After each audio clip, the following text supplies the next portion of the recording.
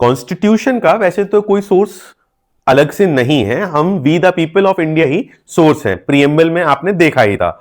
लेकिन फिर भी हमारे कॉन्स्टिट्यूशन में काफी चीजें हैं जो बाहर से हमने इंस्पायर्ड हैं। हम जब कॉन्स्टिट्यूएंट असेंबली जब कॉन्स्टिट्यूशन फ्रेम कर रही थी तो कॉन्स्टिट्यूएंट असेंबली ने बहुत सारे कॉन्स्टिट्यूशंस पढ़े, बहुत सारे लीगल सिस्टम्स पढ़े और उसके बाद जो जो चीजें ठीक लगी उसको अपने देश के हिसाब से मॉडिफाई करके एक नया रूप देके अपने कॉन्स्टिट्यूशन में एम्बेड किया।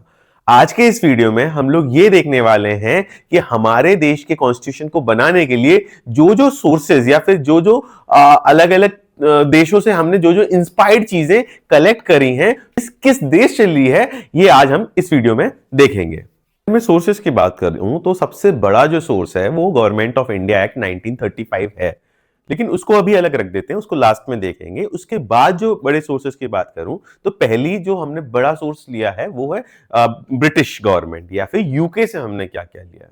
इसको समझने से पहले आपको यह पता होना चाहिए जितनी भी पार्लियामेंट या हमारे डेमोक्रेटिक लेजिस्लेटिव प्रोसेस का जितना भी प्रोसेस है या फिर जो कॉन्सेप्ट है, अधिकतर वो ड्रिवन है यूके से। जैसे सिंगल सिटीजनशिप यूके से लिया है, जैसे पार्लियामेंट्री प्रिविलेजेस यूके से लिया है, जैसे डुअल हाउस जो होंगे ये हमने यूके से लिया है। इसके अलावा एक बहुत ज्यादा इंपॉर्टेंट चीज रूल ऑफ लॉ का कॉन्सेप्ट, जो कि हमारे कॉन्स्टिट्यूशन की रीढ़ की हड्डी है, वो भी हमने यूके से लिया है। तो फाइनली हम लोग ये कह सकते हैं कि जो प्रोसेस ऑफ लेजिस्लेचर है या पार्लियामेंट्री फॉर्म ऑफ गवर्नमेंट है, ये हमने यूके से लिया है। बाद जो दूसरा सबसे बड़ा सोर्स है वो यूएसए है। जैसे कि आपको पता ही है, यूएसए एक बहुत लेटेस्ट स्टेज पे बना और उन्होंने अपना फर्स्ट कॉन्स्टिट्यूशन या फर्स्ट रिटन डॉक्यूमेंट कॉन्स्टिट्यूशन के तौर पे बनाया और उन्होंने राइट्स को बहुत अच्छे से समझाया था। उनकी जो लिबर्टी का कॉन्सेप्ट है वो बहुत अच्छे से था। तो हमने entire concept of fundamental right was influenced by USA.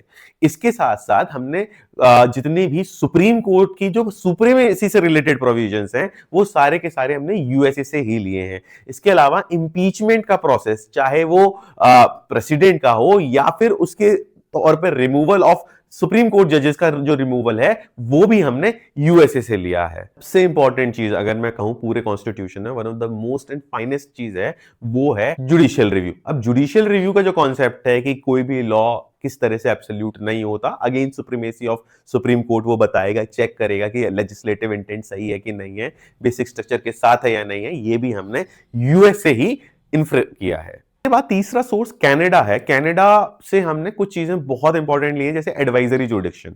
जो सुप्रीम कोर्ट के पास जो एडवाइजरी जुडिक्शन है वो हमने कनाडा से लिया है। इसके अलावा हमने कनाडा से रेसिडरी पावर जो रहेंगी कि जो कहीं पर भी डिफाइंड नहीं है वो पावर किसके पास जाएंगी, ये देखा है। और फेडरलिज्म, इन दोनों चीजों से ज्यादा इंपॉर्टेंट है फेडरलिज्म। जो हमारा फेडरल सिस्टम है इंडिया में, सेपरेशन ऑफ पावर किस तरह से हुआ है, डिस्ट्रीब्यूशन ऑफ पावर किस तरह से हुआ है, ये हमने कनाडा से इन्फ्लुएंस्ड है।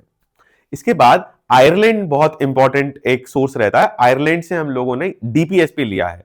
डीपीएसपी के साथ साथ आयरलैंड से हमने कि प्रेसिडेंट का इलेक्शन का जो इलेक्टरल कॉलेज कैसा होता है, ये भी आयरलैंड ने ही बताया। इसके साथ साथ nomination of members of Rajya Sabha किस तरीके से होगा, उसका क्या पैटर्न रहेगा, ये भी हमने आयरलैंड से ही लिया है। ऑस्ट्रेलिया भी एक बड़ा सिग्निफिकेंट रोल प्ले करता है हमारे इंडियन कॉन्स्टिट्यूशन को बनाने के लिए। अब ऑस्ट्रेलिया से हमने क्या क्या चीजें इन्फ्लुएंस हुए, जैसे फ्रीडम ऑफ कॉमर्स, कॉमर्स जो फ्रीडम है वो हमने ऑस्ट्रेलियन उससे लिया है। कंकरेंट लिस्ट कि जो चीज ना इधर आ रही यूनियन के पास आ रही ना स्टेट के पास आ रही, वो चीज कंकरेंट लिस्ट में जाएगी, या फिर ऐसी चीजें जहां पर दोनों लोग उस लॉ बना सकते हैं, इसे कंकरेंट लिस्ट कहते हैं, ये भी हमने ऑस्ट्रेलिया से ही लिया है। इसके साथ साथ हमने जॉइंट सिटिंग का जो प्रिंसिपल है कि जब भी कभी डेडलॉक आ जाता है लोकसभा और राज्यसभा में, तो एक जॉइंट सिटिंग करा दो और उसके बाद कुछ आउटपुट आ जाएगा, तो उसको भी हमने ऑस्ट्रेलिया से ही बोरो किया है। इसके साथ साथ हमें यह भी याद रखना है कि जो प्रीएम्बल की जो लैंग्वेज है, जो प्रीएम्बल का जो स्ट्रक्चर है, वो भी हमारा इन्फ्लुएंस्ड है ऑस्ट्रेलियन कॉन्स्टिट्यूशन। कभी कभी कॉन्स्टिट्यूशन के अच्छे प्राइम फीचर्स की बात आए तो जर्मनी से हमने suspension of fundamental rights during emergency लिया है। ये हमें याद रखने की जरूरत है। इमरजेंसी के प्रोविजन हमने जर्मनी से नहीं लिए हैं, इमरजेंसी के प्रोविजन हमने गवर्नमेंट ऑफ इंडिया एक्ट 1935 से लिए हैं। लेकिन इमरजेंसी के दौरान जो फंडामेंटल राइट है वो सस्पेंड होते हैं, वो वाला प्रोविजन हमने जर्मनी से लिया है। इसके साथ साथ साउथ अफ्रीका भी बहुत ज्यादा इंपॉर्टेंट रोल प्ले करता है। उसने हमें किस तरीके से कॉन्स्टिट्यूशन को अमेंड किया जाएगा, उसका क्या प्रोसीजर रहेगा, ये हमने साउथ अफ्रीका से इन्फ्लुएंस ली है। रशिया को भी ध्यान में रखना है, रशिया से हमने फंडामेंटल ड्यूटीज जो हैं वो किस तरीके की होनी चाहिए, क्यों होनी चाहिए और उनकी किस तरीके से एप्लीकेशन हुआ, क्योंकि वो एनफोर्सेबल तो नहीं है लेकिन कैसे मोरल ऑब्लिगेशन लगता है, ये हमने रशिया से बोरो किया है। जापान से हमने प्रोसीजर स्टेब्लिश बाय लॉ लिया है। जब भी हम कभी कॉन्स्टिट्यूशन को फंडामेंटली पढ़ते हैं तो उसमें बहुत इंपॉर्टेंट चीज आती है प्रोसीजर स्टेब्लिश बाय लॉ, उसका इन्फ्लुएंसेस हमने जापान से लिया। और इसके साथ साथ लास्ट में हमें यह याद रखना है कि हमने फ्रांस से कुछ चीजें ली हैं, जैसे लिबर्टी का कॉन्सेप्ट, इक्विटी जस्टिस का कॉन्सेप्ट, या फिर जितनी भी डिग्निटी से रिलेटेड कॉन्सेप्ट है वो हमने फ्रांस से इन्फ्लुएंस ली है। साथ ही साथ ब्रदरहुड और फ्रेटर्निटी का कॉन्सेप्ट भी हमने फ्रेंच कॉन्स्टिट्यूशन से लिया है। ये सभी सोर्सेस को समझने के बाद हमें ये पता चलता है कि बहुत सारी चीजें हमने इधर उधर से इन्फ्लुएंस लिए हैं, लेकिन फिर भी मैं आपको बताऊं इससे भी ज्यादा इंपॉर्टेंट जो चीज है वो है government of India act. Government of India act से लगभग 70% हमारा स्ट्रक्चर लिया है। देश कैसे चलेगा, देश में लोकल गवर्नमेंट कैसे चलेगी, एडमिनिस्ट्रेटिव बिहेवियर कैसे होगा, सारी चीज हमने गवर्नमेंट ऑफ इंडिया एक्ट 1935 से लिया है। ये सभी सोर्स आपके हर कॉम्पिटिटिव एग्जाम के लिए जरूरी हैं। आप ये एक्चुअली कॉन्स्टिट्यूशन से ज्यादा पॉलिटी का पार्ट है, तो जितने भी यूपीएससी से रिलेटेड एग्जाम्स हैं या पीएससी से रिलेटेड एग्जाम्स हैं या फिर प्री एग्जाम्स हैं, उनके लिए ये सोर्सेज आपको याद होने चाहिए। इसकी एक ट्रिक्स की भी होती है, उसकी मैं अलग एक सेपरेट वीडियो बनाऊंगा, आप उनको देख लेना कि क्या ट्रिक है इन चीजों को याद करने की। और इस तरह की वीडियो के लिए की फॉलोइंग न्याय सार, पढ़ते रहो।